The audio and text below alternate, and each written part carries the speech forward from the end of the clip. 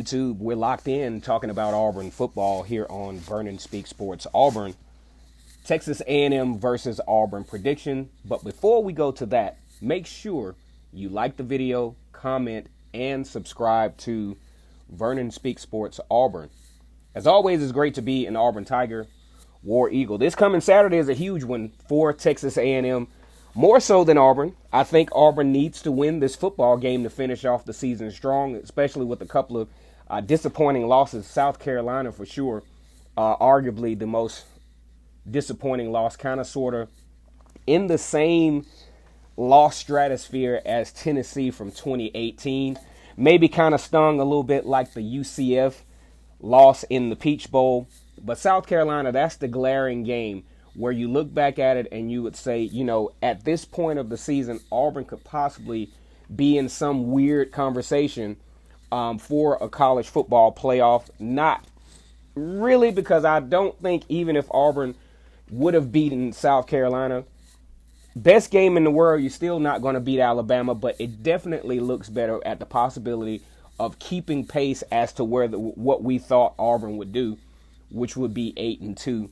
That's with losses to Georgia and Alabama. And as it turns out, the dark horse game, which so far has been South Carolina, but Texas A&M, the Aggies from College Station, were the team that I thought that Auburn would possibly slip up against, considering it's a week after the Alabama game, depending on where Auburn was season-wise at that point, whether there would be even any high level of motivation to close the season out, especially against what we're going to talk about is on defense.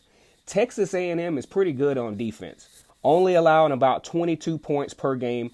They have ways of getting pressure on the quarterback. I think for sure Bo Nix is going to have to really make these guys pay when they start to bring pressure. Now, I mean pay with his legs, pay with his eyes downfield. Looking for those open receivers, especially across the middle. Those guys have been open, but Bo Nix has tended to miss those guys, and that's something that he definitely can't do if Auburn is going to have a chance to win this football game come Saturday. At 12 o'clock, the game is going to be on ESPN. This will be the third time that Texas A&M and Auburn have actually faced each other in one of those just getting out of the bed, trying to get moving, trying to get going. 12 o'clock, the Auburn Tigers kick off. That's usually kind of I don't like those games.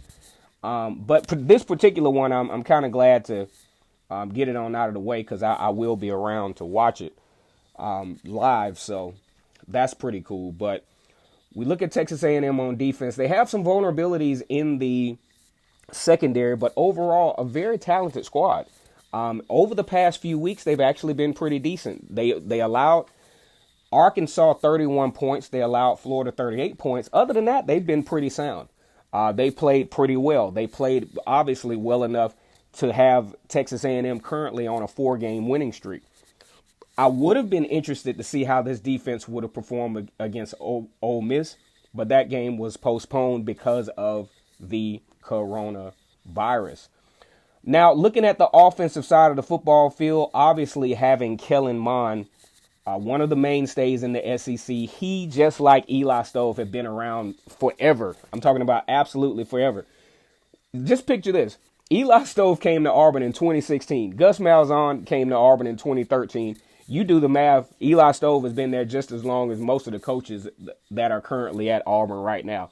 So he knows this football team. He's definitely experienced. Kellen Mond, a very experienced quarterback in the SEC, has been widely criticized because of his inconsistent play. I mean, when he's good, he's good. One of the best around. When he can plant his feet and find those receivers downfield, he's one of the best around. And speaking of planting his feet, he definitely has an offensive line that is very, very good at protecting him. They call these guys the Maroon Goons. But if you look at them, they look like some nice guys. Like, you know, some really polite, somebody that you can hang out with. But boy, when these guys put those helmets on, they are the best one of the best groups in the business. They don't allow a lot of sacks. You see that on film. They are particularly good in pass coverage.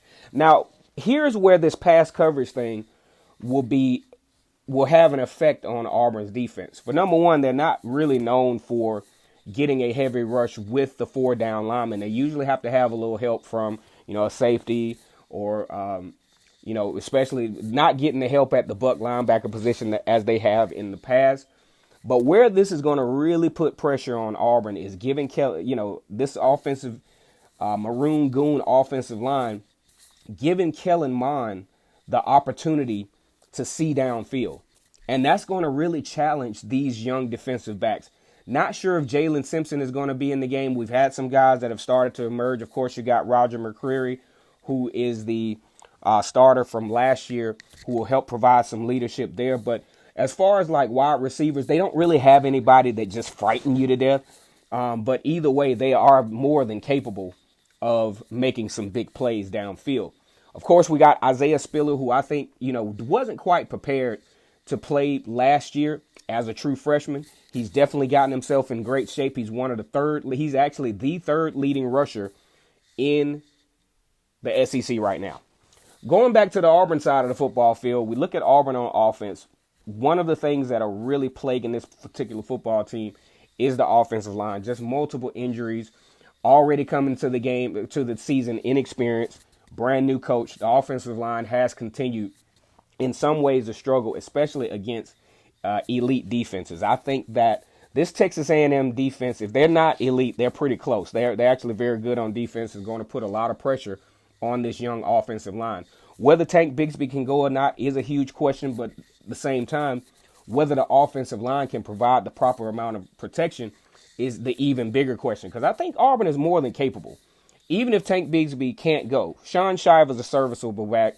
DJ Williams, if healthy, a serviceable back. And from what little bit we saw out of Mark Anthony Richards, he could actually be a guy that could help Auburn out in this game and do kind of the running back by committee thing this week. I would like to see Auburn stretch the ball around, though, even at the wide receiver position. Kobe Hudson is starting to come along. Tavares Johnson, I'm kind of interested to see where he's at. He seems like he could be a weapon. But Auburn's definitely got to get a heavy dose have to give Texas A&M a heavy dose of Seth Williams, Kobe Hudson. Xavion Capers hasn't seemed to be in the mix as much as he had been in the past. And also get the football to Eli Stove. I mean, you got some really capable wide receivers coming into this football game. And like I said before, this is going to be, I feel, a very competitive football game. I think, Texas A&M has a lot to play for. This will be one of Jimbo Fisher, former Auburn assistant coach from back in the early 90s, actually coached Patrick Nix. He's now obviously the head coach for Texas A&M, has won national championship at Florida State, ironically, against Auburn. But this is a key game for him. This is a key game for the fan base at Texas A&M to say, okay, moving forward, we're going to be more than a 9-4 team every year. We're not going to keep, we're paying this guy all this money. He has excellent facilities. He has great resources. This is one of those games to where, you got to put your money where your mouth is. Okay. Also, I think this is a key game for Gus Malzahn. Gus Malzahn is already, obviously, he seems like 80% of the time he's on the hot seat. Can't lose this game. This is a game that Auburn has to win because, one, it's a top 5 team. 2, we got to see how Bo Nix performs in this type of pressure sort of environment. He hasn't done so well in that. Even at home, he hasn't done so well in high consequence football games. Okay, so now it's prediction time. As I see this, took a little long doing this because I wanted to watch a little bit more video. I had to make sure that I was seeing some consistency with Texas A&M and how they approach the game. I think if Auburn gets out-physicaled, that's a word that I just made up. If they get out-physicaled in this game, this is going to be a real problematic football game for the Tigers. I think Auburn comes in with a certain level of motivation. Seniors from 2017, this is their last football game, so they want to go out with the win. And this is a pretty beatable team for the Tigers. Although Texas A&M is the number 5 team in the country, I think this is a game where Auburn has a chance, but it all depends on how they stalemate the line of scrimmage on both sides of the football field. If they can't, to some degree, hold their own as an offensive and defensive line, it's going to be a long, long night. Now, how do I think this game is going to go from a score standpoint? I really do think that Auburn has potential offensively. I don't think they score a lot of points. I don't think Texas A&M scores a lot of points. So as I see this game and how it goes, I'm looking at a 24-21 football game. Auburn finds a way down the stretch to win the game. And I think it's going to be an exciting ball game. Once again, Kennard Vernon Stewart for the podcast, talking Auburn football. Like the video, comment, and subscribe. And as always, it's great to be an Auburn Tiger, War Eagle.